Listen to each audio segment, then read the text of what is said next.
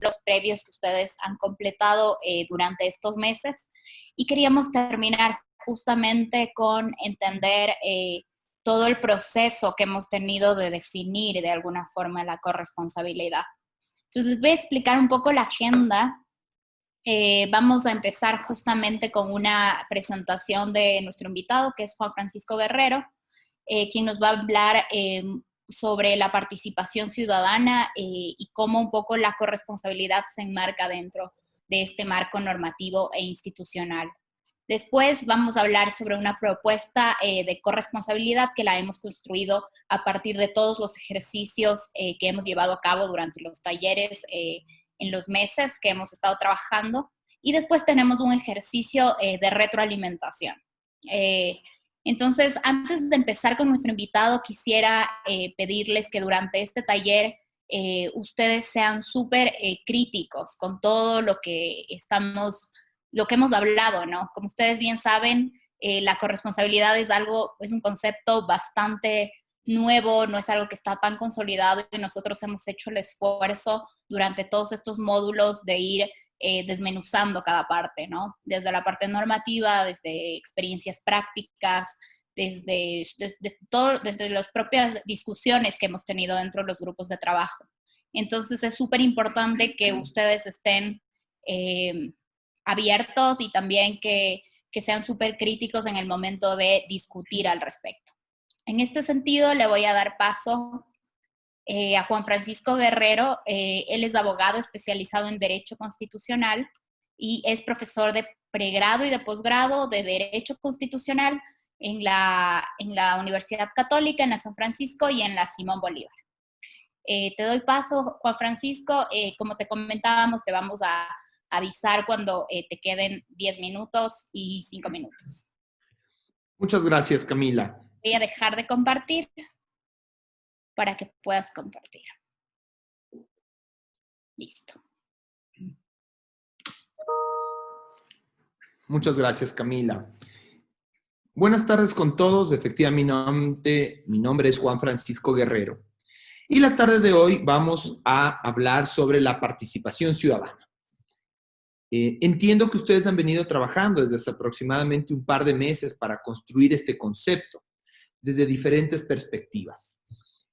Yo me he encargado de elaborar un marco teórico, normativo, relacionado con la participación ciudadana, y voy a darle la perspectiva a este concepto bastante amplio, bastante complejo, ¿no es cierto?, desde un punto de vista normativo y desde un punto de vista crítico. Es decir, sin lugar a dudas que la participación ciudadana es muy importante, pero vamos también a tratar de, desde el punto de vista crítico, ver si esa participación ciudadana debe tener límites o más bien es un concepto ilimitado y que debe proliferar de forma permanente en la sociedad.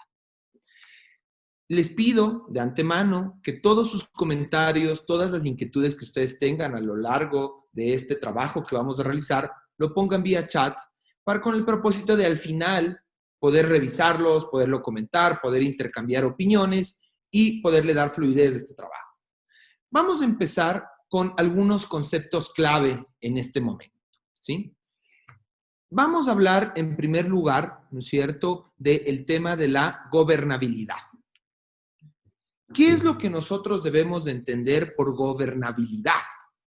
Ese es un concepto que lo escuchamos mucho. De hecho, ustedes prenden un noticiero, sintonizan una radio, abren una página de internet y muchas veces van a escuchar que en el Ecuador no hay gobernabilidad. ¿A qué nos referimos con la gobernabilidad en este marco teórico normativo? Es el tener una capacidad razonable de mando, conducción política y de disciplina democrática dentro de una sociedad. Es decir, la gobernabilidad implica que existan una serie de condiciones favorables para que el gobierno de turno pueda tomar decisiones las cuales sean acogidas y aceptadas por la sociedad. Es importante que ustedes sepan que para poder hablar de gobernabilidad es esencial el marco institucional, la famosa institucionalidad del Estado. Mucho se ha hablado de que en el Ecuador se ha desinstitucionalizado, que en el Ecuador no tiene instituciones sólidas. Pero ¿a qué nos referimos cuando hablamos de la institucionalidad? Básicamente nos estamos refiriendo a que las diferentes instituciones del Estado efectivamente cumplan su rol, y el cumplimiento de este rol no solo abarca el que efectivamente cumplan con lo que la Constitución, con lo que las leyes o con lo que las normas les exigen, sino que también implica que respeten el espacio de las otras instituciones. Miren, cuando se habla de un régimen democrático, cuando se habla de un Estado de Derecho, se dice que algo esencial es que en este se instituye un sistema de pesos y contrapesos. ¿Qué quiere decir esta expresión? Pues básicamente que las instituciones del Estado cumplan cada una su función, y dentro de esta función generalmente está controlar o contrarrestar las funciones de otra, de tal manera que no exista una concentración de poder y de esa manera evitar la arbitrariedad y los abusos.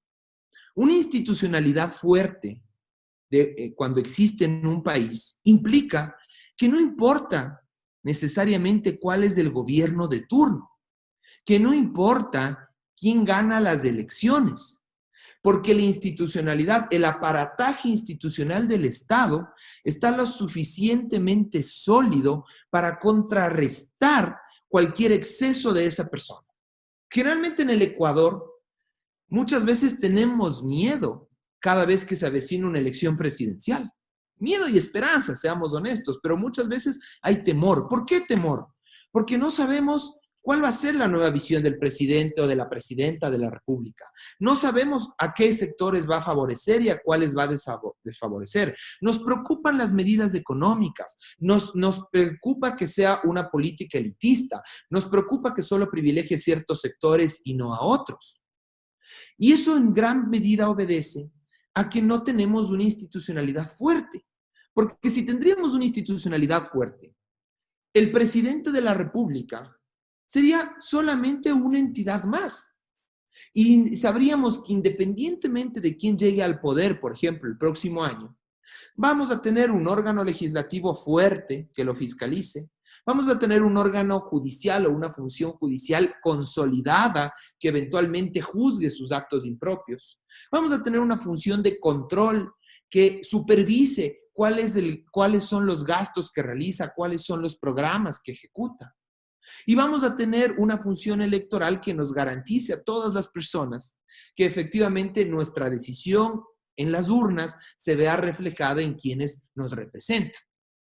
Entonces, si tú quieres tener gobernabilidad, es decir, si tú quieres tener estas condiciones favorables para que el gobierno de turno pueda tomar decisiones democráticas y que las mismas sean aceptadas, sean asimiladas por la población, es indispensable tener una institucionalidad fuerte. Y precisamente gran parte del trabajo que yo he realizado con el Grupo Faro, ¿no es cierto?, que me han pedido que colabore en esta iniciativa interesante que tienen, es hablar un poco de esa institucionalidad, explicar cómo funciona esa institucionalidad. Un segundo concepto fundamental en este taller, en este trabajo, es el tema de la gobernanza.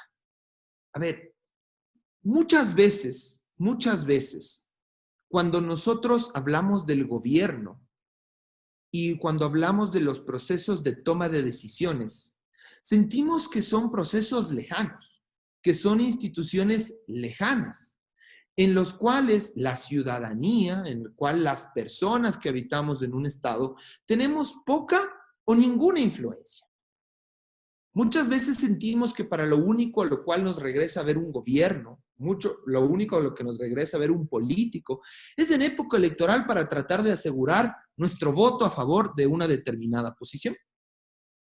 Sin embargo, la gobernanza es un concepto mucho más complejo, es un concepto mucho más interesante, porque implica una interacción y una cooperación entre varios actores de la sociedad. Es decir, Ya no solo los temas del gobierno, ya no solo los procesos de tomas de decisiones trascendentales son responsabilidad exclusiva del gobierno de turno, sino que en este proceso de interacción se tienen que ver involucrados, sí, por supuesto, las instituciones públicas, pero también el sector privado y de forma general la sociedad civil. Es decir, cuando se toman determinadas decisiones, no es únicamente un tema de responsabilidad del gobierno, sino que somos corresponsables toda la sociedad en general, sector público, privado y sociedad civil. Y obviamente, cuando entendemos este tema de la gobernanza, de esta interacción mucho más amplia, es que eventualmente nos damos cuenta que a veces las decisiones que se toman, que en determinadas circunstancias, las decisiones que se adoptan respecto de determinados temas, son decisiones respecto de las cuales nosotros también somos corresponsables. Si uno revisa, por ejemplo, nuestra Constitución y ve el texto constitucional, va a ver que la Constitución tiene el tema de la participación de forma transversal. Va a encontrar que todo el hilo conductor de la Constitución que nosotros tenemos es la participación ciudadana. Y aquí creo que es importante tener un par de conceptos que yo sé que ustedes ya los han analizado de forma clara. La democracia representativa tradicional, digamos que la democracia representativa ordinaria, que se consolidó esencialmente, ¿no es cierto?, a finales del siglo XVIII e inicios del siglo XIX, cuando caen las monarquías, cuando caen los absolutismos, nos dice que la principal decisión que tomamos las personas es elegir a nuestros representantes. Pero esta democracia representativa, a lo largo de los años, luego se produce un fenómeno a inicio del siglo XX que se llama la desconstitucionalización de las sociedades, que termina en las dos guerras mundiales. Esta democracia representativa pura, en la cual la única decisión que tomamos los ciudadanos es elegir a los representantes, empezó a caducar, empezó a colapsar este sistema. Y es allí cuando en este sistema de democracia representativa, en que seguimos eligiendo a nuestros representantes, incorporamos ciertos temas de democracia directa. ¿Y qué busca esta democracia directa? Es decir, un sistema en el cual también la ciudadanía toma ciertas decisiones de forma directa, pues justamente lo que busca es promover la participación ciudadana y la corresponsabilidad ciudadana. Es decir, que ese discurso de que todas las decisiones son responsabilidad y todas las decisiones son consecuencia de a quién hemos elegido y de qué hacen los gobernantes, caduca. Y se empieza a crear un sistema de democracia semidirecta. Algunos hablan de democracia participativa, en el cual sí, efectivamente, los representantes que elegimos siguen siendo los primeros llamados a tomar decisiones, pero en el cual se establece que también hay espacios y hay ámbitos decisionales en los cuales es fundamental y es sustancial la participación de las personas.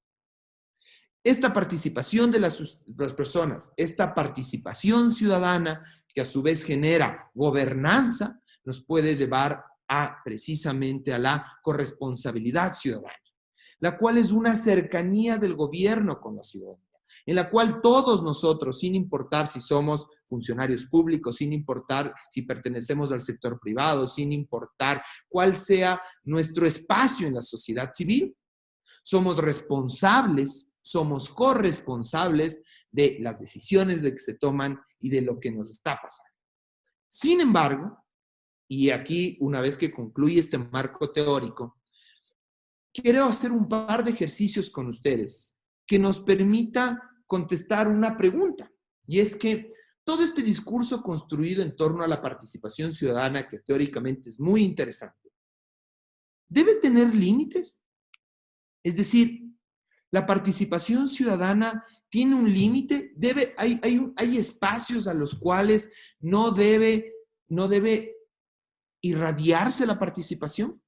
Hay momentos en los cuales la participación ciudadana inclusive puede ser negativa. O hay momentos en los cuales la participación ciudadana, como involucrarse en este proceso de toma de decisiones, debe ser reconducida. Y precisamente para el efecto, ¿no es cierto?, para ver estos límites, entre comillas, de la participación ciudadana, para que nosotros nos podamos contestar si la participación ciudadana debe ser limitada, vamos a hacer unos 3 ejercicios súper interesantes que creo que pueden ser ejemplos comunes en los que se va a ver cómo participamos en determinados temas importantes. Cami, porfa, después de mandar el link. Camila les va a enviar el link de Mentimeter. Les pedimos entrar para que voten justamente respecto a estas preguntas que Francisco está planteando. Justo les acabo de enviar al chat el enlace. Lo aplastan y directamente les va a salir la pregunta. Entonces, vamos a hacer una primera pregunta, ¿no es cierto? Y la primera pregunta es, ¿ustedes creen que la participación ciudadana debe tener límites o la participación ciudadana debe ser ilimitada? La participación ciudadana es absoluta, ¿sí? Vamos viendo que la mayoría conteste y vemos la siguiente pregunta y vamos comentando sus resultados.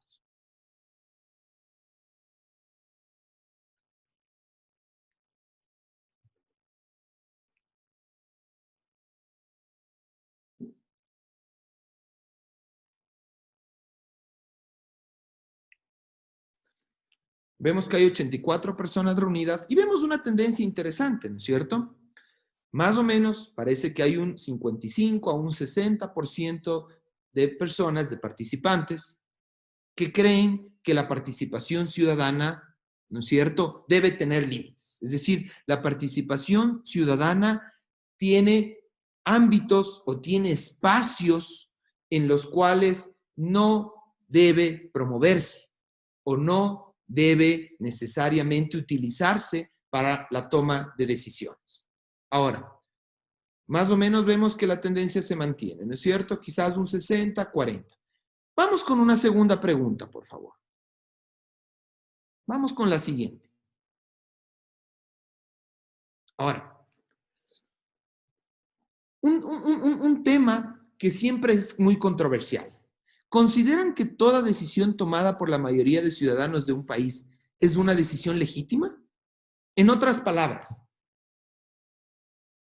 el que la gran mayoría de la población o el que una mayoría muy importante de la población legitime una decisión, ¿es algo absoluto? Recuerden, mientras van contestando, que la visión tradicional de la democracia, al menos en sus inicios, nos decían que efectivamente la democracia es el gobierno de la mayoría. Inclusive muchas veces en nuestro lenguaje popular decimos, esta es una decisión democrática, esto es una decisión mayoritaria. En algún momento hemos escuchado que gobiernos, inclusive gobiernos de nuestro país, han legitimado sus decisiones diciendo, mira, yo gané en las urnas. Si tú quieres hacer otra cosa, tienes que ganarme en las urnas. Entonces, obviamente, esta es una pregunta interesante. Y veo de forma muy, digo, positivamente sorprendido, que muchos de ustedes están conscientes ya en este momento, de una mayoría de alrededor de un 80-75%, de la falacia de la mayoría. Es decir, que hay que tener cuidado con las decisiones mayoritarias, que no siempre una decisión mayoritaria puede ser una decisión legítima.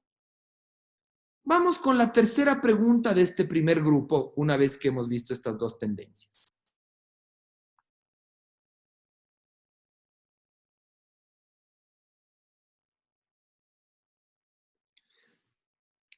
Yo espero que aquí hay una respuesta contundente. ¿Los derechos fundamentales de las personas son irrenunciables?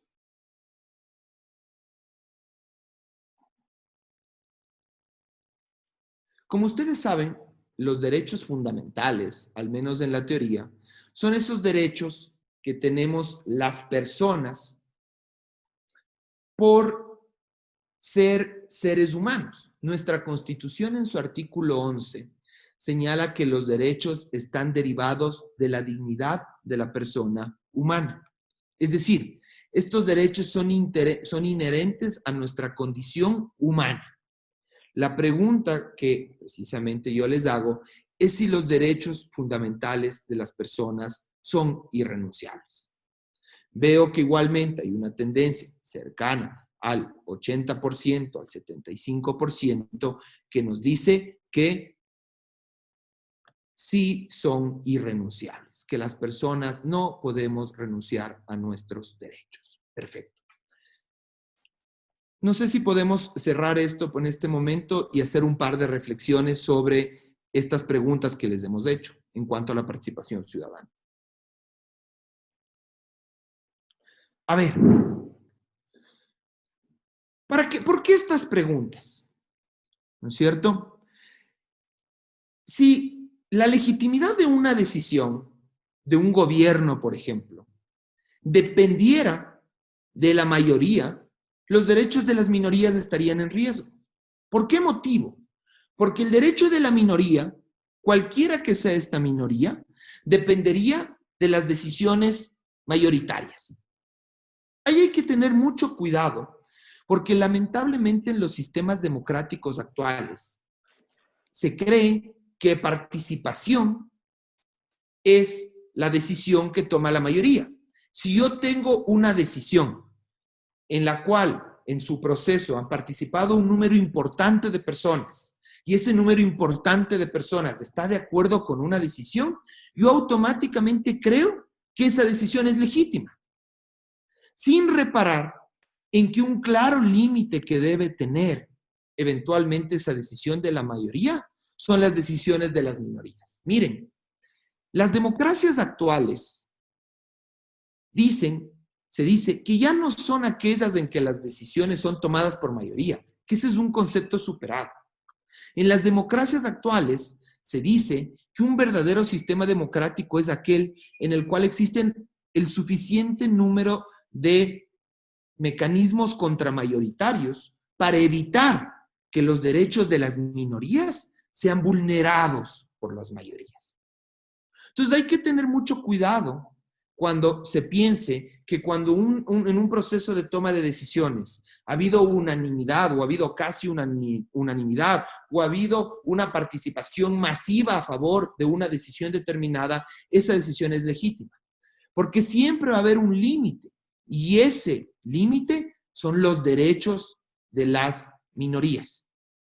Recuerden una cosa, el Estado, como razón de ser, como construcción, su primer deber, dice el artículo 3 de la Constitución, es proteger los derechos de las personas.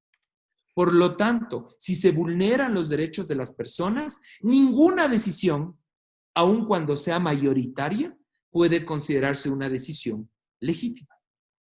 Por eso hay que tener mucho cuidado cuando se utiliza discursos como, por ejemplo, ya que yo tengo un amplio respaldo popular, o ya que yo he ganado las urnas, o ya que hay una amplia mayoría que me respalda, mis decisiones son legítimas. Hay que tener cuidado aquello, porque ese discurso relativizaría los derechos de las minorías y haría que los derechos de las minorías dependan de la voluntad de la mayoría, lo cual automáticamente nos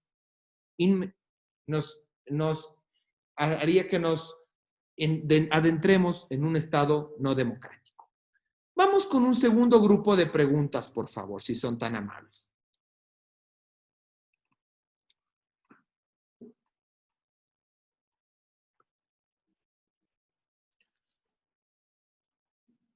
Vamos a hablar un poco de un mecanismo de participación, ¿no es cierto? Podríamos hablar un poco de un mecanismo de participación que es muy importante, que es la consulta popular. Entonces hay una primera pregunta, ¿no es cierto?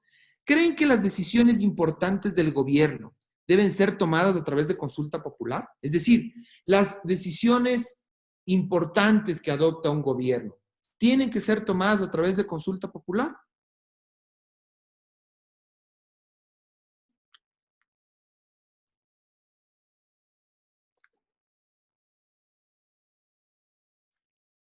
vemos que hay una mayoría que dice que sí. De hecho, en países como los nuestros de nuestra región, si ustedes revisan la historia reciente, vemos que hay una proliferación de las consultas populares. Ustedes saben que la consulta popular es un mecanismo de participación contemplado en la Constitución. De hecho, es un mecanismo de democracia directa. Cuando uno revisa los derechos de participación, que antes se llamaban derechos políticos, es decir, esos derechos que nos permiten participar activamente en las decisiones de una sociedad, vamos a encontrar la consulta popular. Y efectivamente, nosotros nos estamos preguntando aquí si las decisiones importantes de un gobierno deben ser tomadas a consulta popular, y casi un 80% de ustedes consideran que sí. Veamos la siguiente pregunta respecto de este tema, por favor. ¿Estarían de acuerdo en que en la parroquia en la que viven se instale una planta de tratamiento de desechos sólidos? Es decir, ustedes quisieran que en la parroquia en la que ustedes viven, ¿no es cierto?, funcione cerca de su casa, de donde están sus hijos, de donde ustedes habitan, una planta de tratamiento de desechos sólidos.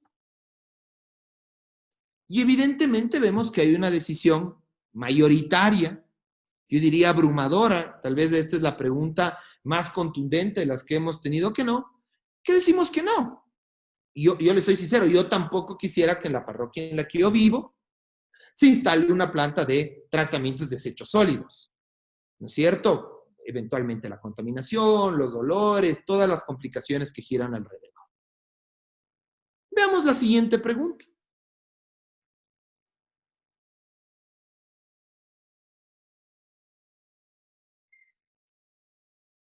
No, se saltaron una pregunta. Había otra entonces antes, porque estamos 5 y ahorita estamos entrando al último set de preguntas.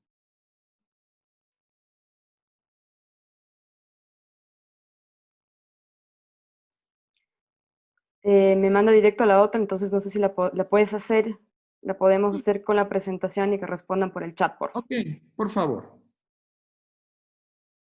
Vamos a omitir esta pregunta. ¿A qué es a lo que yo voy? Y la pregunta que faltaba era, ¿ustedes creen que en una sociedad es necesario que existan plantas de tratamiento de desechos sólidos? Y obviamente entiendo que la mayoría de nosotros estamos de acuerdo que necesitamos que en nuestra sociedad haya plantas de tratamientos de desechos sólidos. Pero el problema es que ninguno de nosotros queremos tener cerca, o la mayoría de nosotros no queremos tener una planta de tratamientos sólidos de donde vivimos. La pregunta es, ¿qué pasaría si se hace una consulta popular en los diferentes cantones del país o en las diferentes parroquias del país, preguntando a la población si están de acuerdo con que se instale una planta de desechos sólidos en su parroquia? Claramente, me sorprendería que hubiese una parroquia o un cantón en todo el país que diga que está de acuerdo con eso. O les pongo un ejemplo. Otro ejemplo. ¿Qué pasaría si yo le pregunto si alguien quiere tener un centro de rehabilitación social en la parroquia en la que vive? O peor aún, ¿qué pasaría si yo les pregunto si ustedes quieren tener, por ejemplo, un proyecto minero en la parroquia donde ustedes viven? ¿Cómo contestarían las personas? Y abrumadoramente, o una gran mayoría, contestaría que no. En Colombia se hicieron más de 150 consultas populares locales respecto de si es que querían que se desarrollen proyectos mineros en sus localidades. En las 150 consultas populares ganó el no. El tema es, ¿se deben tomar decisiones, todas las decisiones importantes a través de consulta popular y utilizar este mecanismo de participación que entre comillas es muy legítimo? ¿O hay temas sobre los cuales, por ejemplo, no se puede hacer una consulta popular? Porque precisamente es responsabilidad de quienes elegimos el tomar ese tipo de decisiones. Porque son decisiones no populares, son decisiones que no se pueden tomar a través de un mecanismo de votación directa. De hecho, por ejemplo, nuestra normativa dice que no pueden haber consultas populares sobre temas tributarios. ¿Y por qué creen que no puede haber consultas populares sobre temas tributarios? Imagínense que el día de mañana, y eso es un tema trascendental, el tema es de los ingresos del Estado. Imagínense que el día de mañana hiciéramos una consulta popular en que dijésemos, ¿está usted de acuerdo con que se suba el IVA a 2 puntos porcentuales? ¿Qué creen que va a decir la población?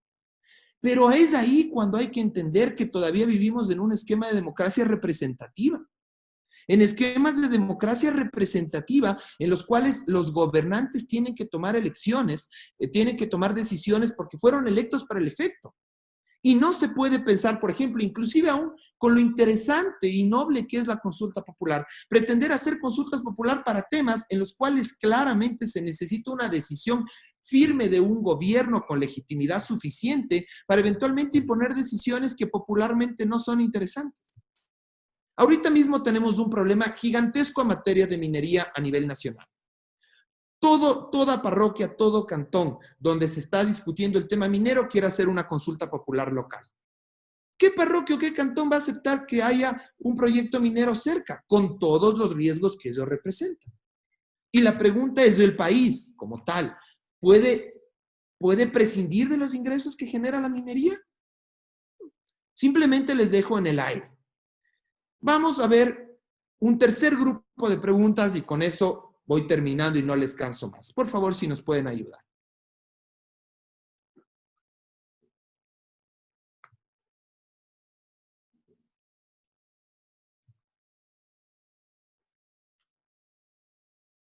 Listo. Vamos a ver un tema que en el Ecuador fue muy, muy polémico.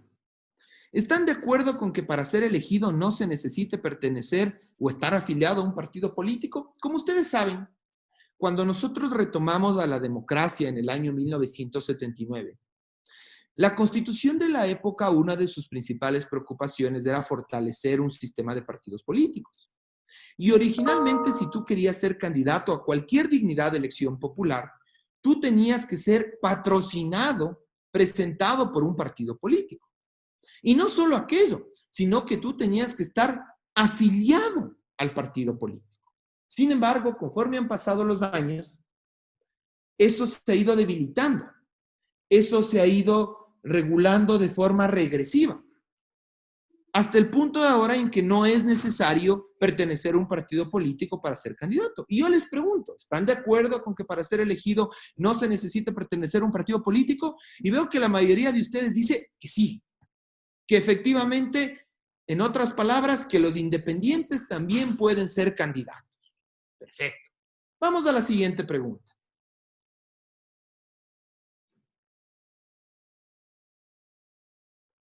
¿Consideran que exigir la afiliación a un partido político para ser candidato es una restricción del derecho a ser elegido? Es decir, ya vimos que desde el punto de vista de conveniencia, ustedes dicen, la mayoría de ustedes señala que no se debería exigir ser candidato a un partido político. Entonces, lo siguiente es, o sea, les estoy preguntando es, cuando la Constitución establecía la del 78-79, la obligatoriedad de estar afiliado a un partido político para ser candidato, ¿se estaba restringiendo el derecho a ser elegido? Y veo que la mayoría de ustedes dicen que sí. De hecho, no me sorprenden estos resultados, porque si ustedes recuerdan, si la memoria no me es infiel, fue Sixto Durán Ballén quien hizo una consulta popular para que los independientes puedan ser candidatos. Y eso generó una modificación de la Constitución en la cual ya no se necesitaba que los candidatos pertenezcan a un partido político. Entonces vemos que se mantiene la tendencia. No es necesario ser candidato, no es necesario pertenecer a un partido político para ser candidato, y de hecho, si me exigen pertenecer a un partido político, me están restringiendo mi derecho a ser elegido. Es lo que piensa la mayoría. Veamos el siguiente.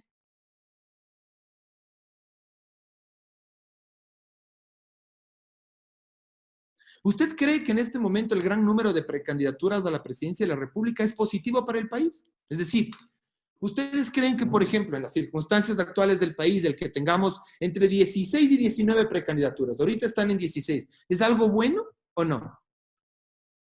Claro, y curiosamente, y aquí yo no entiendo, la mayoría me dice que no es bueno, y yo comparto que no es bueno. Pero ¿saben qué precisamente genera que haya 16 candidaturas? El que tengamos un sistema de partidos sólidos absolutamente débil, en la cual cualquier persona, sin parámetros ideológicos, sin una estructura partidista, sin una línea de acción, puede ser candidato. En un país, además, en el cual recuerden que si tú decides ser candidato, el Estado tiene la obligación de financiarte la campaña. Entonces, yo les hago unas reflexiones en cuanto a estas preguntas. Miren, no sé si ustedes conocen, pero los sistemas políticos más sólidos, al menos, y democráticos más sólidos en el hemisferio occidental, ¿sí? Pueden por favor dejar de compartir. No sé si ustedes conocen, pero los sistemas políticos más sólidos y más fuertes, al menos del sistema occidental, son sistemas políticos en los cuales no hay muchos partidos políticos, pero los partidos políticos son partidos políticos fuertes, sólidos, y se procura que sean construidos a partir de una carga ideológica. De hecho, en el Ecuador, si yo quiero construir un partido político, yo tengo que cumplir una serie de requisitos. Uno de los requisitos es tener determinados principios, determinada ideología definida. A diferencia de, por ejemplo, si es que yo quiero constituir un movimiento político que yo lo puedo hacer sin necesidad de cargas ideológicas, sin necesidad de estructura, sin necesidad de deberme a una disciplina partidista. De hecho, varios de los sistemas que al menos en el mundo occidental son paradigmas de democracias sólidas, de gobernabilidad, son sistemas en los cuales inclusive hay un bipartidismo. ¿Ustedes creen, por ejemplo, que puede haber gobernabilidad cuando en el Ecuador hay centenares de movimientos políticos que presentan candidaturas? En la cual cualquier persona, sin necesidad de pertenecer a una estructura, puede ser candidato. Luego tienes una legislación, un órgano legislativo, ustedes saben que tiene 136 integrantes, en el que tranquilamente puede haber la presencia de más de 20 a 25 movimientos o partidos políticos. ¿Cómo va a haber gobernabilidad? Por ende, inclusive este tipo de derechos, como el derecho a ser elegido, debe tener límites. Una reflexión final sobre este tema. En el Ecuador, para que tengan una idea, para ser candidato a asambleísta, no se requiere saber leer y escribir. Cuando alguna vez se planteó ese tema, se decía que imponer un requisito de saber leer y escribir es restrictivo a la participación, que se debe promover la participación. En el Ecuador, el requisito para ser asambleísta es ser ecuatoriano y tener 18 años, no saber leer y escribir. Hay un discurso que dice que eso promueve la participación. Lo que yo les invito a reflexionar, y espero haberles roto sus esquemas, ¿da? Yo soy una persona con unas ideas muy peculiares, pero precisamente Grupo Faro estaba aquí para hacerles pensar, no para que compartan mi punto de vista. Seguramente estoy equivocado, pero sí para que reflexionen sobre esto. Inclusive este derecho, como el ser elegido, ¿debería tener límites? ¿O al menos debería tener un umbral más alto que el que actualmente tiene? Muchas gracias, espero que les haya resultado interesante esta visión, quizás un poco diferente de lo que ustedes venían revisando. Si les parece, Paula y Camila, podemos abrir un espacio para ir atendiendo inquietudes, atendiendo comentarios, compartiendo puntos de vista diferentes, porque indudablemente la diversidad es lo que nos enriquece. Muchísimas gracias, Juan Francisco, y creo que me gustaría rescatar lo último que dijiste. Aquí lo que queremos es justamente que ustedes tengan diferentes puntos de vista y poder generar estas reflexiones. Han habido algunas preguntas en el chat, te voy a hacer un par y vamos avanzando con eso, porque tenemos todavía un poco de tiempo. Entonces, una de las preguntas que se plantea es justamente el tema de institucionalidad. ¿Qué características tiene un Estado, un gobierno con una institucionalidad fuerte? Si podrías dar un ejemplo. Te doy dos preguntas y vamos avanzando, ¿o prefieres una por una? Vamos una por una, ¿te parece, Paula? De acuerdo. ¿Ya? Una de las cosas más importantes para construir institucionalidad, ¿no es cierto?, es estabilidad. A ver, la organización de un Estado lo encuentras en la Constitución. Es decir, la Constitución es donde se estructura el poder y establece el sistema de gobierno. De hecho, es donde se regulan, donde se norman todas las instituciones, las principales instituciones. El Ecuador tiene menos de 200 años de vida democrática. Ustedes saben que el Ecuador, como país, se funda en 1830. Nace como república en 1830. Aún no tenemos menos de 200 años de vida. Sin embargo, el Ecuador tiene 20 constituciones. Eso quiere decir que el promedio de vida de una constitución en el Ecuador es de alrededor de 10 años. El promedio de vida de una persona actualmente en el Ecuador es de alrededor de 70 años, un poquito más de 70 años. Eso quiere decir que en promedio una persona en el Ecuador durante su vida es regida durante 7 constituciones. ¿Ustedes creen que es posible con un cambio permanente de la Constitución? Y ojo que la Constitución, como ustedes deben haber estudiado, determina todo el resto de normas del país. Es decir, a partir de la Constitución se estructuran todo el resto de normas del país. ¿Ustedes creen que teniendo una Constitución cada 10 años o una persona siendo regida por 7 constituciones, puede haber institucionalidad? Miren lo que pasó con la última Constitución. Y con las últimas. Nosotros tenemos instituciones, como por ejemplo el Consejo de la Judicatura, que lo aprobamos los ecuatorianos con una estructura constitucional en el año 2008, en la famosa consulta popular en que se aprobó la Constitución de Montecristi, que nunca ni siquiera se llegó a implementar y se reformó mientras estaba en periodo de transición. Algo similar está pasando con el Consejo de Participación Ciudadana y Control Social. O les pongo un ejemplo. Ya se habla muchos candidatos de que van a reformar esta Constitución. Y tenemos un régimen de descentralización autonómico que en el Ecuador no se ha implementado. ¿Qué es lo que tú necesitas? De estabilidad. Entonces, me piden un ejemplo. ¿Cuál es un país con una institucionalidad fuerte, con todo lo criticable que es? Estados Unidos. ¿Cuántas constituciones ha tenido Estados Unidos desde que se creó como país? Una. Tiene un montón de vicios, tienen un montón de problemas sociales, no hay ninguna duda, pero tienes una institucionalidad fuerte al punto que llega un tipo, con respeto obviamente a todos, pero llega un tipo como Trump, con las ideas radicales de Trump, y tienes un órgano legislativo que lo ha contenido, tienes un órgano judicial que lo ha contenido. Recuerden con las migraciones, con las extradiciones masivas que quería hacer Trump, que hubo jueces que le dijeron no, y jueces estatales. Yo les pregunto, ¿aquí hay jueces, por ejemplo, cantonales, que estén dispuestos a decirle no al presidente de la República?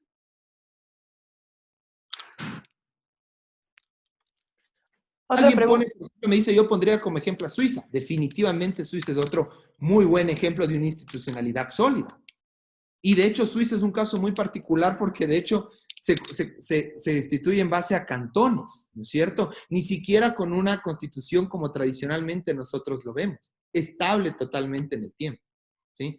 Imagínense si allí cambiaran de constitución y de todas normas cada 10 años. Pero, insisto, ejemplos hay algunos. Otra pregunta que surge es en torno al tema de legitimidad que tú planteabas. Se puede hablar de legitimidad frente al tema de corresponsabilidad, por un lado, y cómo se contrapone el tema de legitimidad y legalidad. O sea, el hecho de que tú tengas algo normado, ¿significa que esto es legítimo necesariamente? Creo que es una pregunta que es interesante. ¿Y qué pasa en relación a esto y el bien común? Es una muy buena pregunta, porque siempre se discute el tema de legalidad versus legitimidad. De hecho, yo me acuerdo algo que yo escuché, que a mí a ratos me daba un poco de escalofríos, pero yo escuchaba a algunos asambleístas de Montecristi cuando les hacían algunos cuestionamientos y decían, esto no es legal, pero es legítimo. Y precisamente porque muchas veces confundimos el término legitimidad con el tema de apoyo mayoritario. Es decir, nosotros seguimos creyendo que las decisiones están legitimadas cuando son decisiones que se toman por mayoría. E igualmente, en cambio, el positivismo ortodoxo cree que las decisiones son legítimas cuando las decisiones son tomadas de conformidad con la ley. Yo no estoy de acuerdo con ninguno de los dos puntos de vista. Miren, yo tengo una concepción muy particular. Yo creo mucho en la teoría del contrato social como origen del Estado. Yo creo que efectivamente el reconocer el Estado y reconocer la autoridad estatal nace de un ejercicio social, de un pacto social, de un acuerdo social, en la cual todos renunciamos un poco a nuestra libertad a cambio de reconocer una autoridad. Pero la pregunta que uno se hace, ¿y por qué somos, tan giles de instituir una autoridad si nosotros vamos a ser menos libres? Porque a cambio de eso, esa autoridad nos da algo que no lo podríamos obtener de otra manera, que es protección a nuestros derechos fundamentales. Si nosotros no tendríamos una autoridad y como sociedad le reconociésemos a alguien como autoridad, la defensa de nuestros derechos fundamentales quedaría en función de las capacidades propias que tengamos de hacer. En otras palabras, el más fuerte física, económica, intelectualmente, sería quien puede hacer defender sus derechos. Entonces mis derechos se relativizarían, porque yo tendría derecho a la propiedad sobre mi celular siempre y cuando yo lo pueda defender. Entonces yo creo que definitivamente las personas hemos hecho un pacto social y hemos instituido una autoridad. Pero esa autoridad solamente va a ser legítima y solamente se va a poder justificar nuestra renuncia a la libertad el momento en el cual no nos viole derechos. Y cuando la autoridad viola derechos, sea a través de una ley o no a través de ella, nuestra Constitución, y es más, desde inclusive la Convención de Derechos del Hombre y del Ciudadano en el siglo XVIII en Francia, nos reconoce a las personas del derecho a la resistencia. Es decir, si es que ¿cuál es el límite para mí que legitima o no la decisión? Es el respeto de los derechos de las personas. No es ni un tema de legalidad, ni es un tema de mayoría. Es un tema de respeto de derechos. Respecto al tema de la Constitución que planteabas, y porque creo que esto ha generado ruido en varias personas, por los ejemplos sobre todo, porque dicen que necesariamente una Constitución de hace 200 años no reflejaría algunos problemas y problemáticas sociales actuales o vulneraría algunos derechos. ¿Qué sería lo más adecuado hacer ahí? Por ejemplo, reajustes o reformas más puntuales que una Constitución nueva, o cuál sería un camino que efectivamente te dé como una estabilidad y te permita generar esta institucionalidad. Y de hecho, la respuesta a esa pregunta, el problema es la falta de institucionalidad. Miren, en la teoría constitucional siempre se discute, ¿qué es mejor? ¿Una constitución sumaria? ¿Una constitución corta? Que solo tenga grandes principios y que estos grandes principios sean desarrollados por el legislador y por los jueces a lo largo del tiempo de una forma dinámica. Es decir, simplemente yo establezco el derecho, por ejemplo, a la vida, pero el contenido del derecho a la vida me lo da el legislador y me lo da el juez de forma dinámica en función de los tiempos, en función de la realidad de la sociedad en la cual rige la Constitución. Eso la doctrina constitucional llama constituciones sumarias. O por otro lado, tienes las constituciones reglamentarias. Las constituciones reglamentarias son aquellas constituciones en las cuales tú no crees ni en el legislador ni en los jueces. No quieres ni que el legislador ni los jueces desarrollen el contenido de la Constitución porque no confías en esas instituciones. Entonces tú regulas extensamente cada cosa. Tú tienes una Constitución extensa, una Constitución que desarrolla cada disposición. ¿Por qué? Por miedo a que el legislador y el juez no haga su rol y más bien restrinja. ¿Qué es mejor? ¿Una Constitución sumaria o una Constitución reglamentaria? ¿Cuál es la desventaja de la Constitución sumaria? La desventaja de la Constitución sumaria es que es una Constitución en la cual el legislador y el juez tienen un amplio ámbito de acción. Si tú crees que tus legisladores y tus jueces son malos, huye de la Constitución sumaria. ¿Cuál es la desventaja de la Constitución reglamentaria? Que la Constitución reglamentaria, como regula cada detalle, como regula cada minucia de la sociedad, El momento en el cual pasa un poco de tiempo, la sociedad cambia, el tiempo cambia, es una constitución inútil. Y obviamente tiene que reformarse, tiene que cambiarse, tiene que modificarse. Vean el problema que nosotros que en el Ecuador tenemos sobre la reelección. No nos ponemos de acuerdo si queremos o no queremos que haya reelección.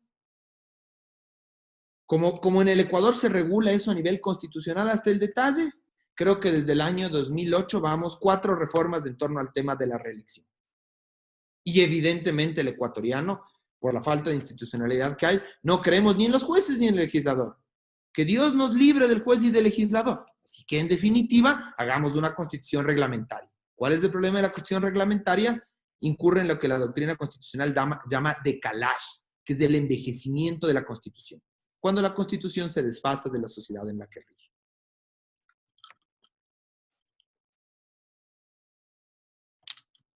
Para finalizar, Juan Francisco, y muchas gracias por estas reflexiones interesantes que estás planteando, todo el tema de corresponsabilidad ciudadana que se ha planteado, ¿no es cierto? Incluso desde este marco normativo institucional que tú un poco has revisado.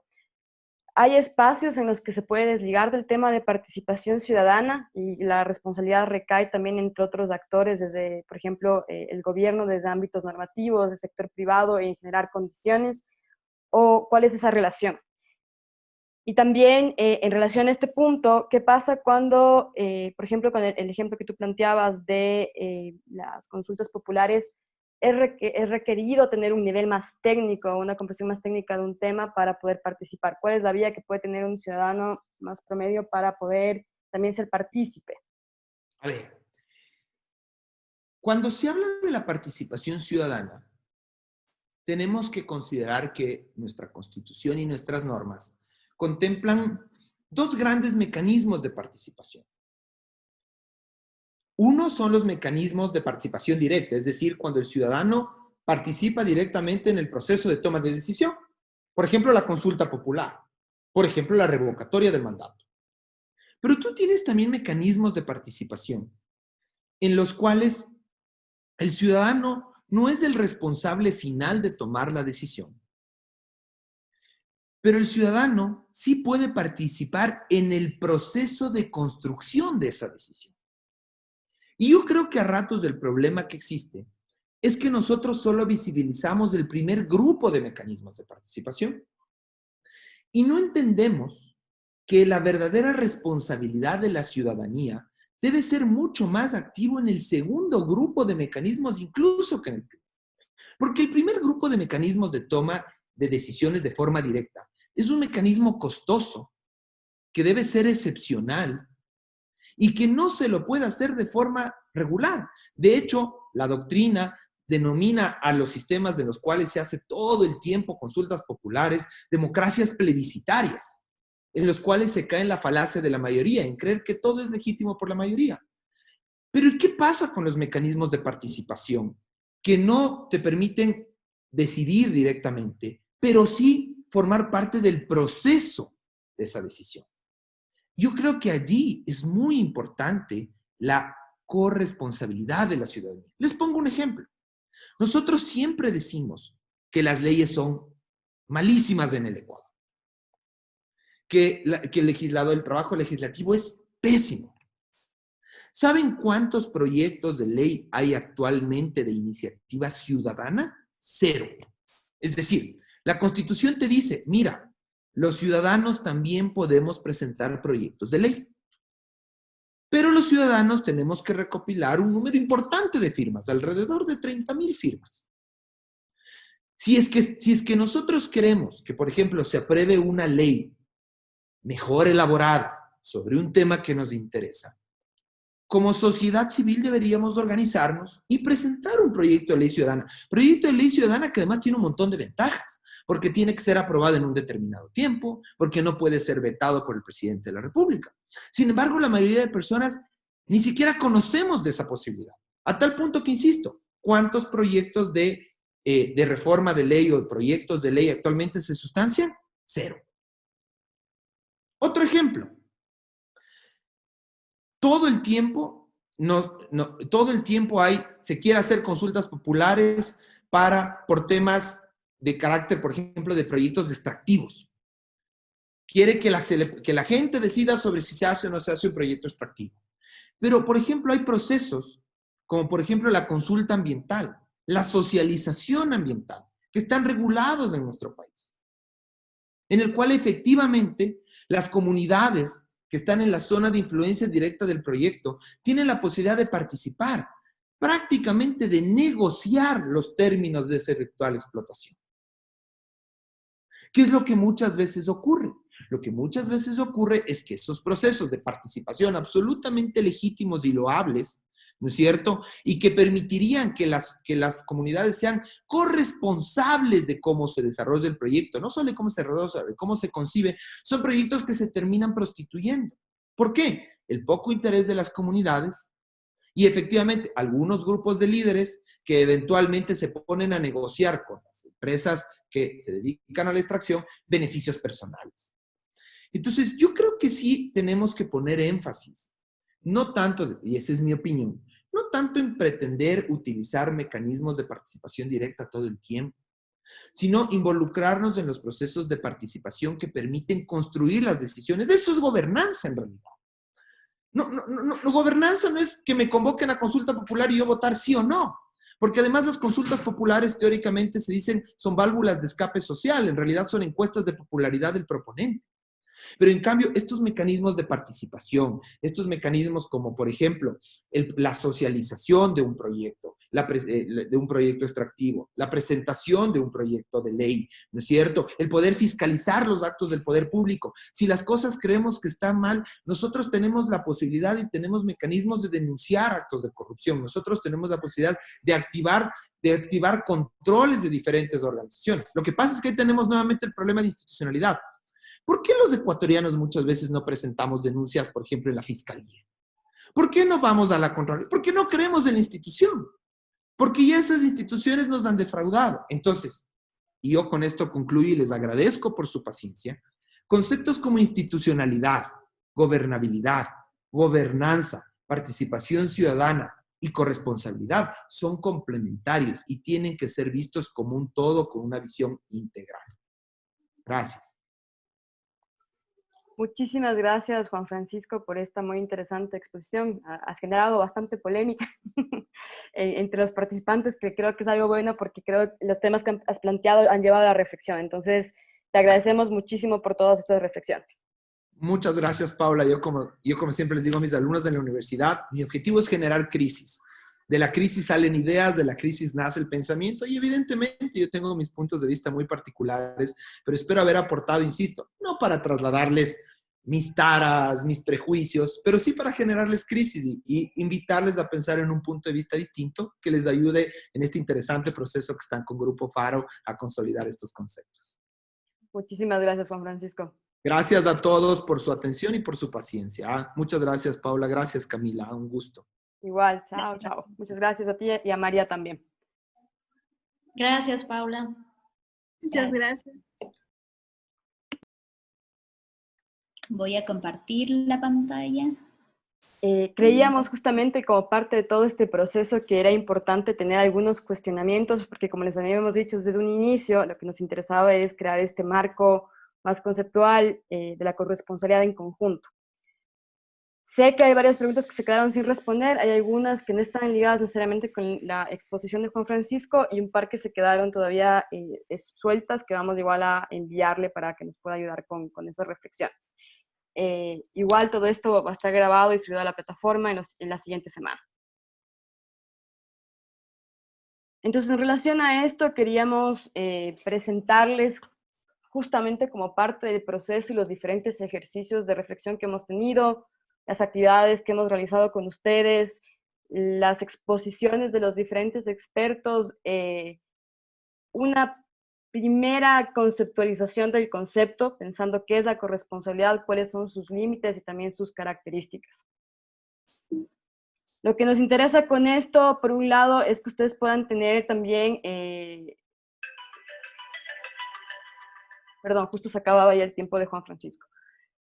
Como saben, estamos acabando esta primera etapa del proceso que tenía que ver con algo mucho más teórico, que ustedes han tenido 2 módulos de revisión de temas más conceptuales. El siguiente módulo tiene un enfoque más práctico en cierta medida, en que vamos a ver temas de negociación, de generación de acuerdos, de liderazgo y de alianzas, que permiten, con este conocimiento más teórico que ustedes han reforzado, adquirido y cuestionado, pues que se puedan generar algunas estrategias de incidencia. Entonces, antes de pasar a este tercer módulo, sí queríamos tener al menos un primer planteamiento de lo que es la corresponsabilidad y de cómo podemos utilizar la corresponsabilidad. Dale, Cami, porfa. Entonces, tomando como algunos elementos presentados por los diferentes exponentes, lo que planteamos es que la corresponsabilidad es un principio justamente que va a tejer las interacciones entre diferentes actores y sectores, estableciendo una responsabilidad compartida y revalorizando lo público. Estos son como los 3 elementos más importantes que va a tener este principio de corresponsabilidad. Genera de cierta forma justamente quiebres, cuestionamientos, reflexiones que van a llevar a los cambios, a generar alianzas y también a activar acciones. Va hacia allá la corresponsabilidad de que con este tejido que se va generando, pues justamente se puedan activar acciones entre estos diferentes actores y sectores. En cierta medida también exige un replanteamiento del status quo. ¿Qué queremos decir con esto? Que la corresponsabilidad se suele activar frente a un problema o frente a algún tema que genera alguna incomodidad. Y se busca responder a una demanda colectiva o a este problema, justamente reivindicando, formulando nuevas formas de relacionamiento y por lo tanto una nueva forma de funcionamiento social, político o económico vigente. Entonces, va a generar molestias, digamos, o quiebres que te permiten a través de las alianzas, a través de el cuestionamiento, activar estas acciones para cuestionar el status quo y tratar de pensar y plantear nuevas formas de funcionamiento en los diferentes niveles que pueden haber. Y al menos desde el marco normativo y legal, institucional, pues siempre va a estar ligado al tema de participación ciudadana, que lo liga a un tema un poco más formal. Pero también aquí es importante pensar y salir un poco de este concepto, de este encasillamiento de la participación ciudadana como algo que está normado y que está institucionalizado a través de ciertos mecanismos, porque recordemos que la participación tiene 3 niveles. Está en lo privado, en lo social y en lo político. Lo político es este último nivel que está normado. ¿Qué no es la corresponsabilidad? Y aquí igual si tienen otras ideas de cómo complementar esto, pues lo pueden escribir. Vamos a abrir también un foro para que ustedes puedan retroalimentar toda esta propuesta conceptual. De entrada queremos plantear de que no es una ley o una política pública, es algo más bien transversal y al ser un principio debería estar planteado transversalmente institucional. No es un mecanismo de participación ciudadana per se, y pensando sobre todo en el sector privado o en ciertas dinámicas incluso de la sociedad civil, no se traduce a esta cuestión de responsabilidad social corporativa, por ejemplo. Esto es un planteamiento que ya lo habíamos hecho desde el inicio, pero que creemos que es importante pues reivindicar porque justamente a través de los ejercicios y las exposiciones y las reflexiones que se han planteado, vemos que la pirámide que inicialmente les planteamos se mantiene. La corresponsabilidad parte de la cotidianidad, pasa a un segundo plano con la cooperación y la búsqueda de generación de redes y de otros actores que tengan justamente cuestionamientos parecidos, y en un nivel mucho más alto, que no siempre es al que se llega, viene la incidencia directa en política pública. Entonces, bajo esta lógica lo dividimos en 2 ámbitos de influencia, si quieren. Un primer ámbito de influencia es interno y un segundo es externo. Este ámbito de influencia parte siempre de esta preocupación individual. Les pusimos un ejemplo para que lo vean, que no voy a adentrarme en este momento, pero para que vayan generando esta conexión. Parte de una preocupación individual que te lleva a plantear una acción, primero individual en tu cotidianidad, entre tus acciones diarias, y que después va a tener un ámbito de influencia interno, con la gente que está dentro de tu círculo inmediato de influencia. Esto es tu familia, tus amigos, tus colegas de trabajo. Y en el ámbito de influencia externo, ya vienen otros niveles de organización y de red, justamente. Entonces, este primer ámbito es el que impulsa lo que está en lo cotidiano, y en el segundo ámbito de influencia, pues ya venimos a ver otras dinámicas de interacciones que necesariamente te van a llevar a contactarte con otros actores. Y en este ámbito de influencia externo es donde nos encontramos justamente con formas sociales de organizarse, de tejidos que pueden estar constituidos o no constituidos para poder incidir. Y esta incidencia es importante entender que es diferentes niveles. Puede ser incidir en prácticas, en comportamientos, que es un primer nivel de incidencia, digamos, hasta un nivel de incidencia que es mucho más alto, que es el de la política pública y que requiere justamente un proceso más organizado, e incluso muchas veces, dependiendo de qué tipo de mecanismos utilizan para la incidencia, van a ser de más largo aliento.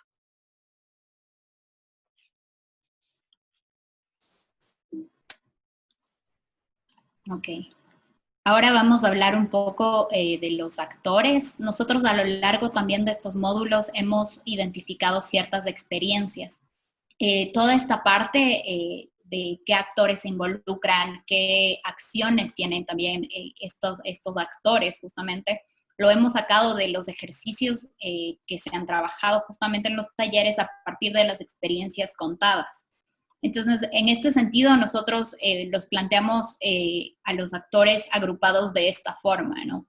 Que es tanto las instituciones públicas, el sector privado, la sociedad civil, que podría estar organizada o no. No necesariamente tienen que ser organizaciones de sociedad civil organizadas, sino simplemente la ciudadanía en general, y también la academia. Nosotros la separamos a la academia de la sociedad civil, aunque entendemos que hay muchos actores que pueden estar en los mismos grupos, ¿no? Aquí es importante entender que cuando hablamos de corresponsabilidad, hablamos de varios actores. No puede ser un solo actor no puede ser corresponsable, por así decirlo. Es una responsabilidad compartida, por ende necesitamos a varios actores involucrados. Y aquí justo desarrollamos un ejemplo para que ustedes también puedan ver qué actividades pueden hacer estos actores, ya sean comunes o específicas por cada sector. Entonces, por ejemplo, aquí hemos identificado algunas que son también a partir de la sistematización de las actividades de las experiencias contadas, en las cuales, por ejemplo, tanto el sector privado, el sector público, la academia y la sociedad civil podrían hacer el tema de vinculación con la comunidad, involucramiento, retroalimentación de alguna forma de los mismos proyectos, pueden estar involucrados en difusión o visibilización de iniciativas, mientras que hay algunas actividades que son más específicas dependiendo del sector. Por ejemplo, el sector privado puede ser mucho más efectivo en la inversión de recursos. ¿Por qué? Por este tema justamente de la responsabilidad corporativa. Entonces, tal vez haya un interés más específico del sector privado en esta inversión de recursos. Otra actividad que podríamos identificar es el tema de cómo el sector privado puede ser corresponsable en la disminución de impactos socioambientales, por ejemplo, ya que el sector privado podría ser justamente el causante de muchos de estos impactos. Una acción específica podría ser justamente disminuirlos. El sector público definitivamente se encarga de generar normas, planes, programas, proyectos. Entonces, esa es como una actividad específica de ese sector. También puede ser un sector que se encargue mucho del control. En el mismo ejemplo de cómo el sector privado disminuye impactos, el sector público puede estar encargado del control, por ejemplo.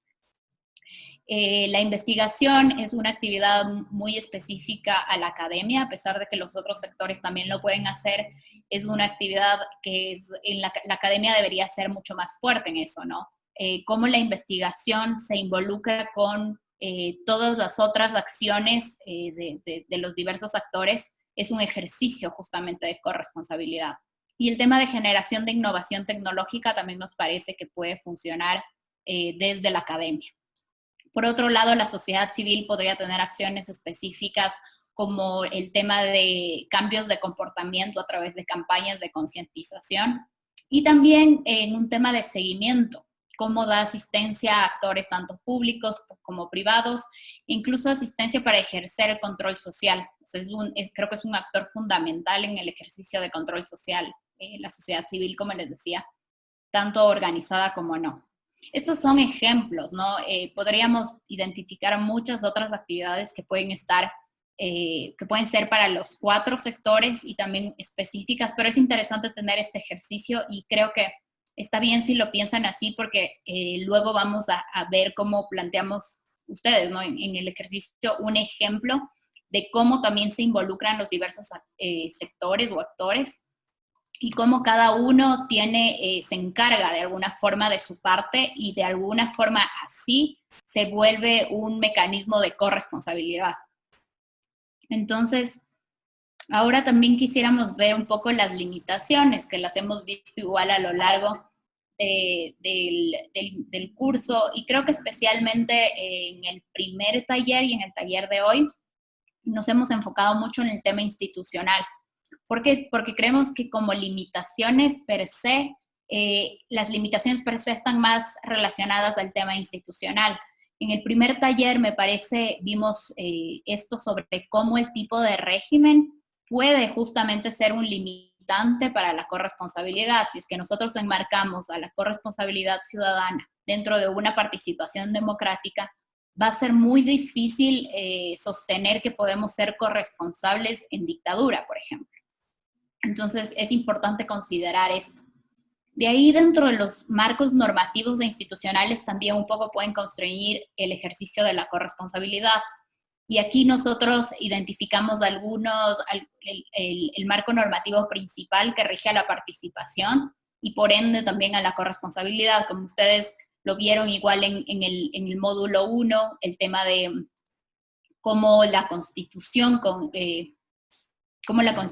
enmarca la participación, cómo se hace efectiva a través de un código orgánico de planificación y finanzas públicas, a través del COTAD y a través de la misma ley orgánica de participación ciudadana, y es lo que discutimos justamente el día de hoy con nuestro invitado. También existen límites enmarcados en las competencias que tiene cada institución del Estado, que también lo revisamos en el Sistema Nacional de Competencias, es decir, cómo nosotros podemos hacer lo nuestro, pero también desde el sector público, cada institución va a tener su competencia, lo cual también no nos deja ir más allá cuando nosotros planteamos algún ejercicio de corresponsabilidad. Y también los límites de acuerdo a las funciones o roles que tiene cada actor, que es lo que justamente lo planteamos en la matriz anterior, ¿no? En esta, cómo cada sector debe hacer su parte de alguna forma. Y estos más bien son los retos que tiene la corresponsabilidad y por ende podrían ser justamente las oportunidades que podemos identificar. Son retos porque realmente no limitan la corresponsabilidad, simplemente son retos que tal vez nos dificultan que la corresponsabilidad se realice. El principal creemos que es justamente la coordinación, articulación y negociación entre los actores. Aún más cuando creemos que puede haber intereses o posturas en conflicto, cómo nosotros tenemos la suficiente capacidad de manejar esa balanza de intereses o de posturas para ir en el mismo camino. Y creo que esto es lo que nosotros queremos profundizar en el siguiente módulo, justamente. Cómo cuando tenemos actores con diversos intereses que pueden entrar en conflicto, nosotros usamos herramientas de negociación, de articulación, que nos pueden llevar justamente a superar estos retos. También creemos que hay desafíos estructurales que hay que tomar en cuenta. Esto también es sistematizado en muchas de sus intervenciones, como el tema de desigualdad y acceso a oportunidades, temas de discriminación basados en género, etnia, clase social, situación de movilidad, entre otras, ¿no? Estos desafíos estructurales de por sí hacen que como sociedad ya no nos veamos como iguales. Entonces es muy difícil compartir responsabilidades si no nos vemos como iguales. Otro creemos también que es el contexto político y económico, que muchas veces puede dificultar esta identificación de incentivos adecuados, porque favorecen más bien a ser más individualistas de alguna forma. El tema de acceso a información, recursos y conocimiento técnico. A veces uno piensa que, claro, o sea, podemos tener buenas ideas, pero a veces no tenemos los suficientes recursos para hacerlo, no tenemos la suficiente información y esto definitivamente se puede presentar como un reto. Piénsenlo igual también como una oportunidad, ¿no? A todo esto que vemos, ¿no? Como nosotros también, como en un ejercicio de corresponsabilidad, podríamos generar este tipo de cosas, ¿no? De conocimiento técnico, de recursos, de información. Y también, como lo hemos dicho, tanto como limitante como un reto, siempre van a ser los marcos normativos y las instituciones habilitantes. Y sobre todo en Ecuador, como hemos discutido, con una institucionalidad tan frágil, esto siempre va a ser un reto, siempre va a ser un reto el hecho de que cuando nos aliemos a una institución hay un cambio constante no sé, de representantes dentro de la institución, de directivos. Es algo que es más un tema de contexto, ¿no?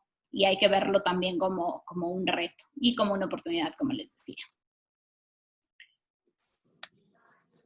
Listo. ¿Puedes volver un segundo al anterior, Camila, por favor? Sí. Creo que aquí es importante que planteamos estos retos porque creemos que a partir justamente de estos puntos que están aquí planteados y que explicó Camila, se pueden también promover de una manera incluso más orgánica algunas dinámicas de corresponsabilidad. Por ejemplo, en el contexto económico y político actual hemos visto una cantidad de iniciativas que se activan desde los diferentes sectores para enfrentar lo que ha causado la crisis sanitaria. A veces son iniciativas muy grandes, pero otras veces son iniciativas pequeñas. Por ejemplo, que un barrio se organiza para que todos los vecinos tengan comida, que alguien pone una bandera afuera y eso significa que necesita, que se acabó su comida y que necesita que alguien le entregue algo de comer. Entonces, siempre por eso pensarlos como una oportunidad. Con esto queríamos que justo trabajemos en grupos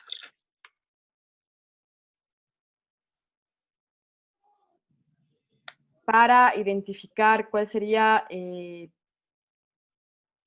un ejemplo ideal de corresponsabilidad. ¿Cómo funcionaría la corresponsabilidad de una manera ideal? Si es que tenemos un marco institucional fuerte, si es que tenemos habilitados los canales de participación, tanto formales como no formales, ¿cómo funcionaría idealmente la corresponsabilidad? Les compartimos esta carpeta, donde están los ejercicios justamente. Y me parece que hay algunas preguntas que podemos mirarlas tras el ejercicio en grupos. Les recuerdo que una vez que entran a las sesiones por grupos no pueden acceder al chat, entonces para que puedan ingresar al link desde ahora. Sí, yo les mando el link del Drive. Lo pongo ahora en el chat para que lo tengan por cualquier cosa. Ya estamos, creo que de regreso todos y todas. Parece que sí. Alguien dice, nunca nos permitieron editar el documento. Victoria. Al principio sí hubo un problema para la edición de los documentos y trabajaron en un documento externo de la carpeta. Lo que pueden hacer es copiar, ya está habilitado. Si no, nos pueden enviar también al correo de democracia. Victoria y Alejandro. Si es que intentan ahora, ya van a poder hacerlo. Varios grupos están trabajando directamente justamente en la carpeta. Bueno, como siempre, muchísimas gracias por su participación el día de hoy, por estar activamente discutiendo y también reflexionando sobre los diferentes temas. Algunos puntos y anuncios varios. Les vamos a enviar un cuestionario corto en formato de formulario de Drive para que ustedes puedan retroalimentar todo el concepto que presentamos el día de hoy. Les tomará entre 5 y 8 minutos poder hacerlo. Nos interesa saber si es que hay elementos que consideran que no están ahí o que no son adecuados o pertinentes en toda esta creación conceptual de corresponsabilidad. El módulo 3, que es el de estrategias de negociación, generación de acuerdos y liderazgo, empieza el lunes 7 de septiembre y finaliza el 31 de septiembre. No olviden completar todas las actividades en este rango de fechas. Ha habido varias personas que nos han contactado porque el 31 no pudieron completar actividades, 31 de agosto en el módulo 2. Esto no va a, o sea, no les podemos lamentablemente abrir a estas personas porque hemos acordado que vamos a ser más rigurosos con el tema de fechas, respetando también el tiempo que se dedica por las otras personas.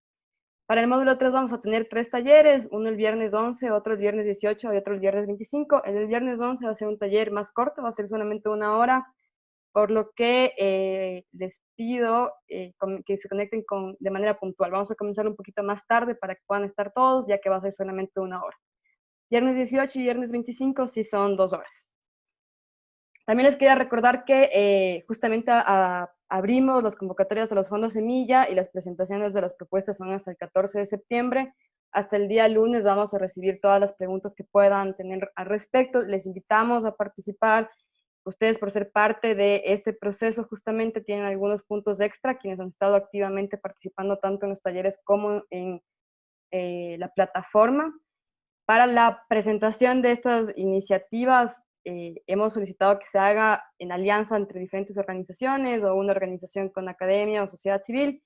Si están teniendo problemas en encontrar estos aliados, vemos que hay 2 vías que pueden tener también para contactarse con las personas que están dentro del proceso. Una son los grupos de Facebook por ciudad, donde pueden ver qué actores están, y la otra podrían ser los grupos de WhatsApp. Si alguien requiere información específica de los actores del proceso de formación, pues nos puede avisar esto por correo y les podemos compartir algunos datos. Y por último, estaba activada justamente en los grupos de Facebook la campaña de corresponsabilidad. Pues les invitamos igual a participar con estos ejemplos de corresponsabilidad en las diferentes ciudades. De ahí no sé si tienen algunas preguntas respecto a estos puntos. No, el ejercicio para los grupos que no lo completaron, les agradecemos que lo hagan hasta el día jueves, porque sobre esto vamos a trabajar también el día viernes, el siguiente viernes. Fabián, no entiendo bien tu pregunta de lo de la respuesta. ¿Me puedes avisar, por favor?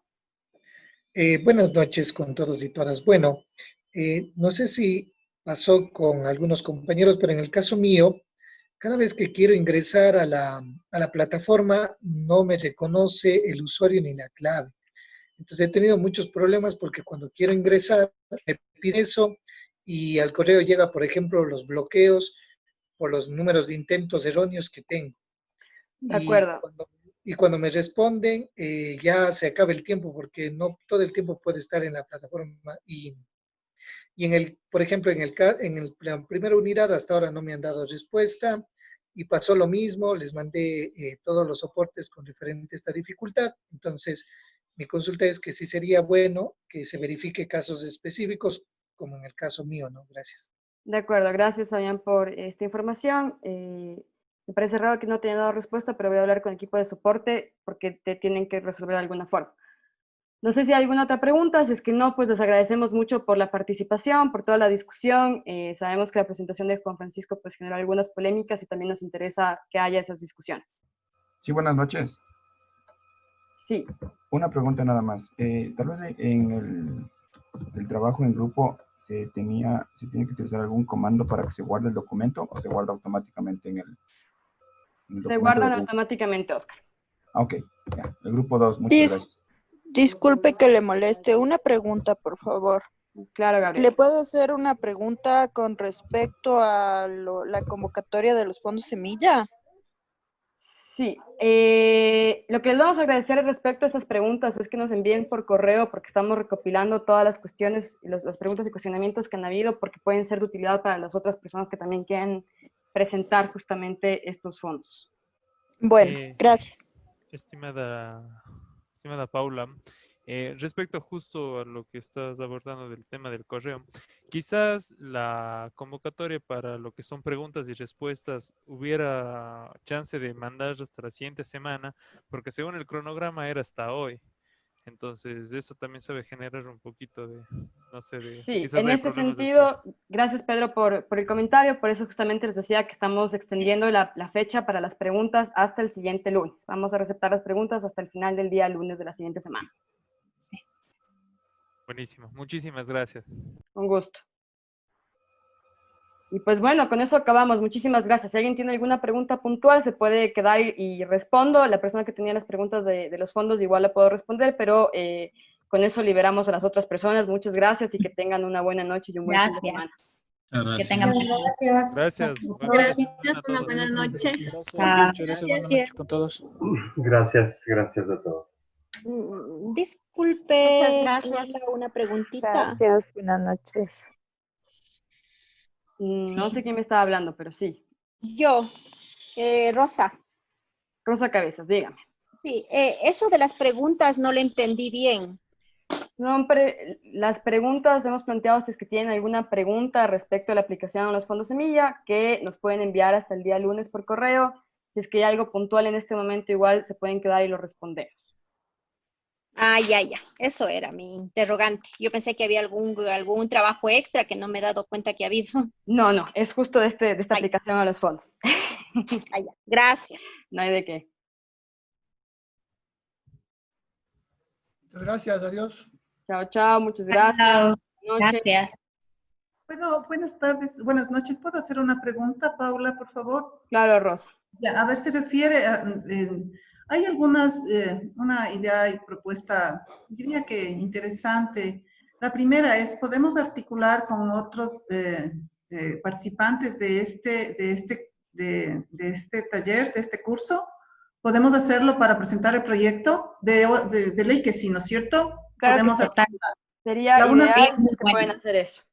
Ya, la otra cosa, sí veo por temas logísticos más el problema que, por ejemplo, tú sabes lo que es, por ejemplo, hacer algo con la academia, porque por lo regular ellos hacen a través de los proyectos de vinculación y la academia no está funcionando como antes que podíamos ir, hay que ubicar a la gente a través de videos, o sea, sí se hace muy, muy complicado hacer una propuesta y recoger propuestas desde allí, no porque se nieguen, porque ni siquiera hemos podido proponer, sino por el tema logístico en el que podríamos tener algún acercamiento. Ahí solamente mencionarte que no es obligatorio con la academia, lo obligatorio es que presenten en alianza, no necesariamente tiene que ser con la academia.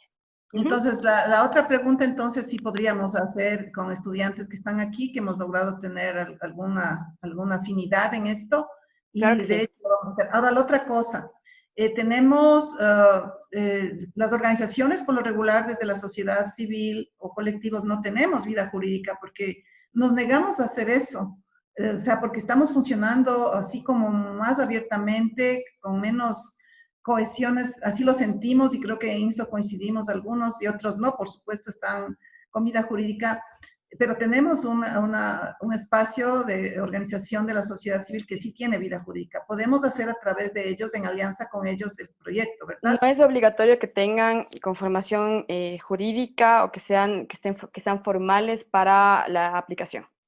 Ah, chévere, mejor. Entonces, gracias. Esas eran mis inquietudes. Muchas gracias. Rosa.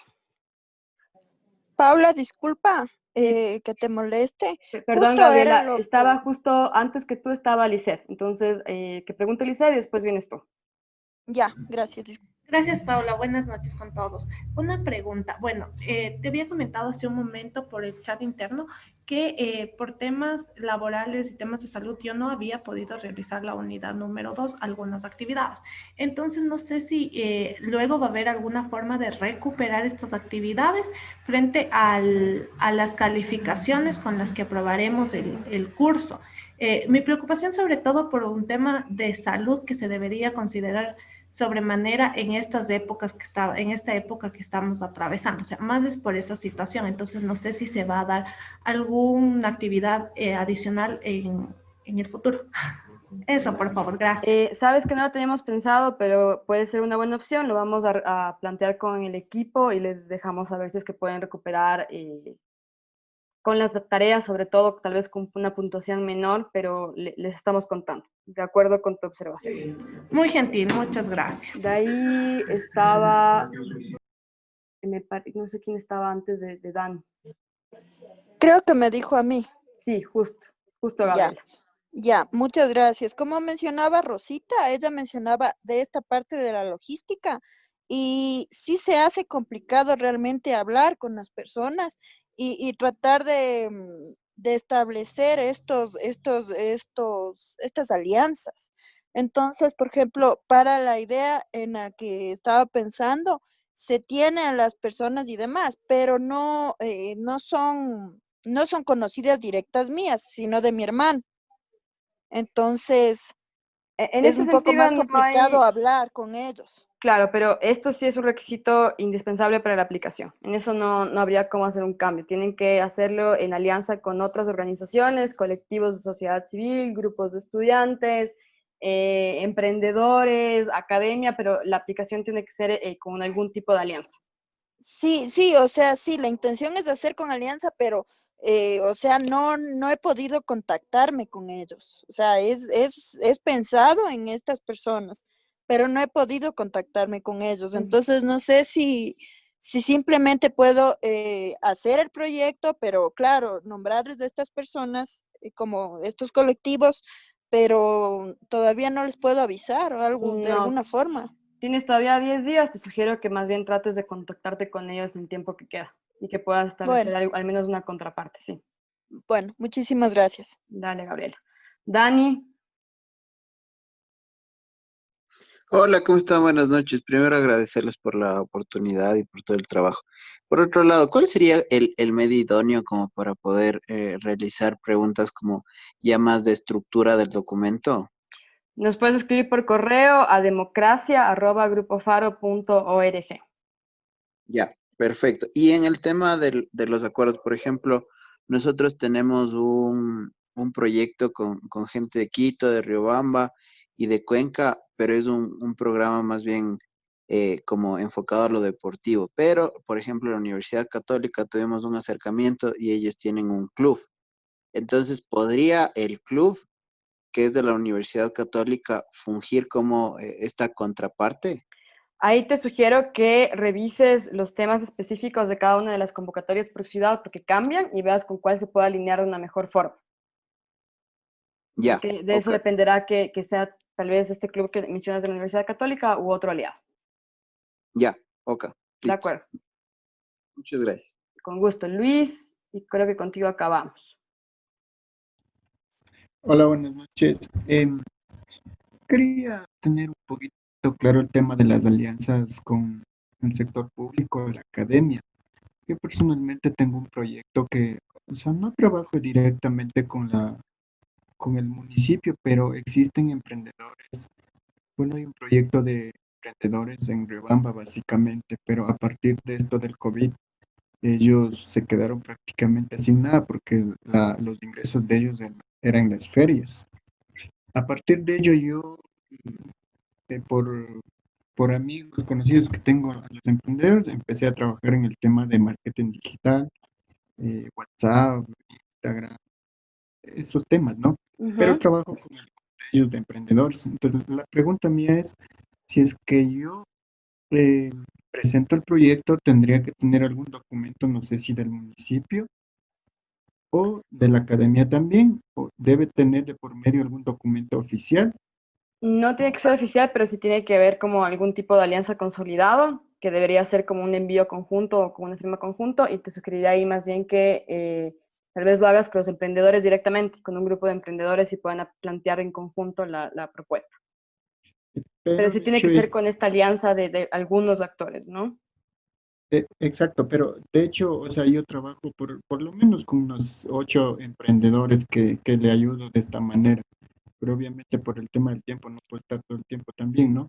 Pero, Ujú. o sea, lo que yo te preguntaría ahí es que no sé si les puedo, o sea, ellos son personas naturales tampoco, ¿no? Es que tienen algún documento así como habilitante, o sea, eso no sé si hay algún Creo problema. que en la propuesta debería estar súper claro cuál va a ser el rol de cada uno de ellos, de qué manera están generando la alianza, aunque no sea algo constituido o formal, pero que sí tienen una alianza y que van a trabajar en conjunto y cuáles van a ser los roles.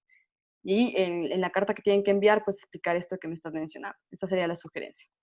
Ah, ya, muchas gracias. Listo, pues si no hay ninguna otra pregunta respecto a esto, No sé si me puede permitir la palabra, Paula, por favor. claro, Alex.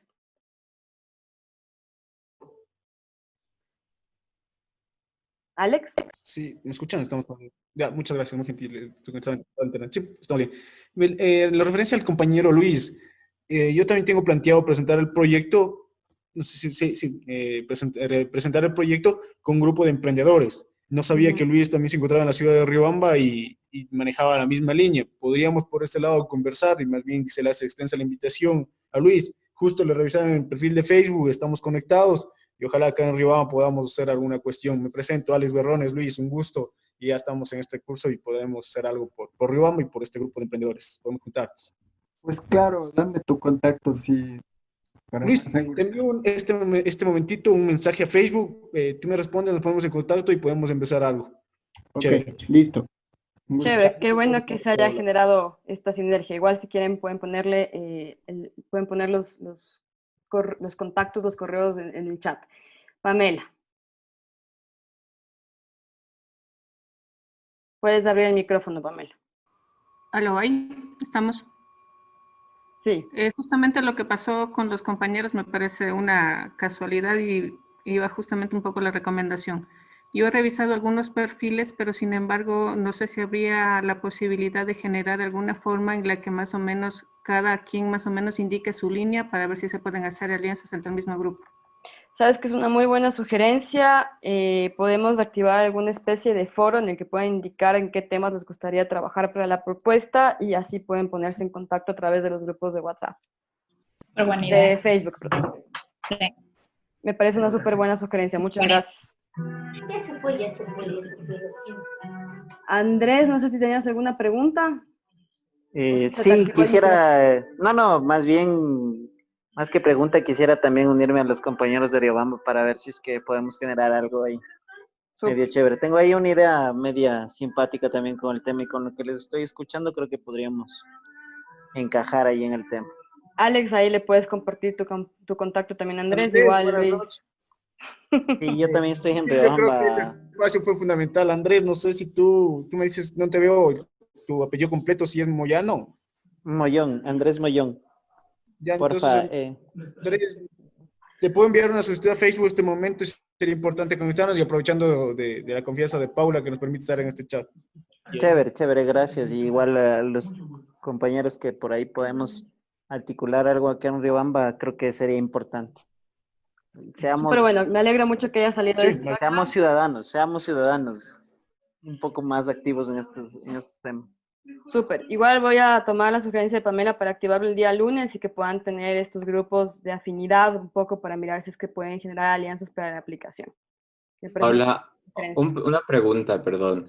Dale, Sobre el tema de los grupos de Facebook, ¿ya están conformados? Porque aún no he recibido ninguna solicitud de nada. Ay, sí, señor, ya están conformados hace rato y no sé por qué no tienes la solicitud. Ya me pongo en contacto con la persona de comunicación. ¿Eres Alejandro Mejía? ¿De qué ciudad eres? De Quito. Ya, Alejandro. Y Pablo, con todo este tema de la gente de Rebama que está súper animada, en el caso de hacer el proyecto de manera conjunta con los chicos del curso, ¿qué peso tiene en la valoración? Va a tener más o menos como 10 puntos extra, o sea, alianzas es fundamental. Veamos la ponderación si es que son alianzas del curso. Eso no lo habíamos considerado, pero podríamos chequearlo. Ok, Pablo. Es una buena observación también. Gracias, Alejandro. Y por favor, avísame si es que hasta el día martes no te incluyen en el grupo de Facebook, me puedes enviar un correo o me puedes avisar por el chat de la plataforma. Buenas noches, disculpen. Gracias, A mí también me podrían agregar al chat de Facebook. Roberta, ¿cuál es tu apellido? Guacho con H, pero estoy como Tita. ¿Tita Guacho? Sí, por favor. ¿De qué ciudad eres? De Riobamba. Ya. Muchas gracias. No sé si hay alguna otra pregunta o con esto ya nos vamos a descansar.